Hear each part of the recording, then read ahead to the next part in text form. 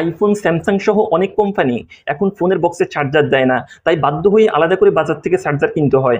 আলাদা করে চার্জার কেনা মানে নকল কিনে ধরা খাওয়ার বেশ সম্ভাবনা থাকে, যেগুলো তো ঠিকমতো ভোল্টেজ কন্ট্রোলিং সিস্টেম না থাকায় ব্যাটারি ফুলে যাওয়া, ডিসপ্লেতে গ্রিন লাইন, চার্জিং টাইমে ফোন ব্লাস্ট কিংবা দীর্ঘমেয়াদে ফোনের আয়ু কমিয়ে দেওয়ার মতো ঘটনা ঘটে। সেজন্য অরিজিনাল চার্জার চেনার জন্য 5টা ট্রিক্স আজকের ভিডিওতে দেখাবো। পুরো ভিডিও নিয়ে আজিজ আছি আপনাদের সাথে। আপনারা দেখছেন টেক জাল। যারা এখনো চ্যানেলটি সাবস্ক্রাইব করেননি দয়া করে সাবস্ক্রাইব করে ফেলুন। চলুন শুরু করা যাক।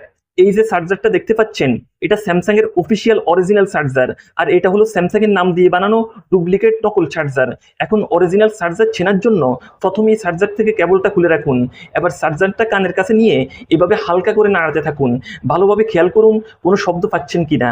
অরিজিনাল চার্জারের ক্ষেত্রে কোনো নড়াচড়ার শব্দ পাবেন না, কারণ এগুলোর বিল্ড কোয়ালিটি এতটাই ভালো হয় যে ভিতরে কোনো পার্টস নড়াচড়া করার সুযোগ থাকে না।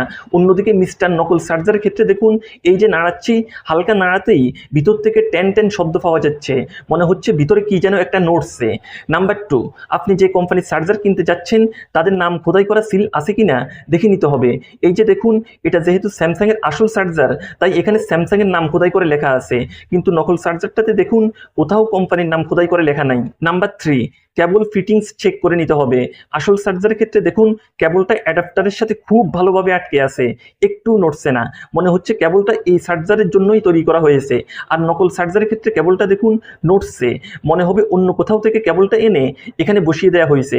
আবার আসল চার্জারের ক্ষেত্রে দেখুন, এটা মাত্র 7 ওয়াটের চার্জার হওয়া সত্ত্বেও এটার কেবলটা কতটা মোটা এবং মজবুত, কিন্তু নকল চার্জারটা দেখুন, এটা 25 ওয়াটের চার্জার হওয়া সত্ত্বেও কেবলটা অনেকটাই চিকন এবং নড়বড়ে। নাম্বার 4, জিনিসটা গুরুত্বপূর্ণ কিন্তু মজাদার। অরিজিনাল চার্জারগুলো ম্যাট ফিনিশের হয়ে থাকে, অর্থাৎ হাত দিয়ে ধরলে খসখসে এবং অমসৃণ একটা অনুভূতি পাবেন। অন্যদিকে নকল চার্জারগুলো গ্লসি ফিনিশের হয়ে থাকে, হাত দিয়ে ধরলে পিচ্ছিল একটা অনুভূতি পাবেন, অনেকটা কাচের উপর দিয়ে হাত বুলানোর মতো মনে হবে। নাম্বার 5, আপনি যে কোম্পানির চার্জার কিনতে যাচ্ছেন অরিজিনাল চার্জার পেতে হলে অবশ্যই তাদের অফিসিয়াল সার্ভিস সেন্টার থেকে চার্জারটা নিতে হবে। অফিসিয়াল সার্ভিস সেন্টার খুঁজে পেতে সুবিধার জন্য আমি কোম্পানিগুলোর হেল্পলাইন নাম্বার স্ক্রিনে দিয়ে দিচ্ছি, নাম্বারগুলো স্ক্রিনশট নিয়ে রাখতে পারেন। প্রয়োজনে এসব নাম্বারে ফোন দিয়ে আপনার এলাকায় তাদের অফিসিয়াল সার্ভিস সেন্টার কোথায় আছে জেনে নিতে পারেন। এগুলো টোল ফ্রি নাম্বার, কথা বলতে টাকা কাটবে না। তো ভিডিওটি ভালো লাগলে লাইক, কমেন্ট, সাবস্ক্রাইব করে ফেলুন। আজকের মতো এখানেই বিদায় নিচ্ছি। আল্লাহ হাফেজ।